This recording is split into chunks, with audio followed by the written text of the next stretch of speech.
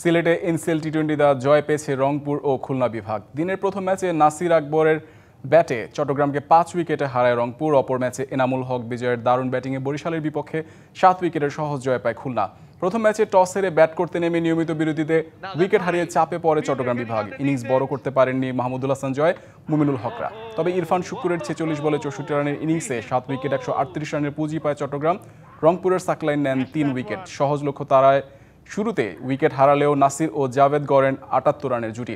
নাসির হোসেন করেন 43 রান। এরপর দ্রুত 4 উইকেট হারালেও অধিনায়ক আকবর আলীর 26 রানের ইনিংসে জয় পায় রংপুর।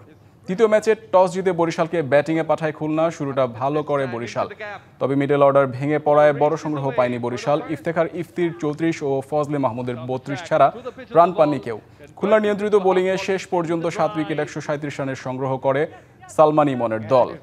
শেখ পারভেজ জীবন নেন 2টি উইকেট। জবাবে এনামুল হক বিজয়ের ঝোড়ো হাফ সেঞ্চুরিতে সহজ জয় পায় খুলনা।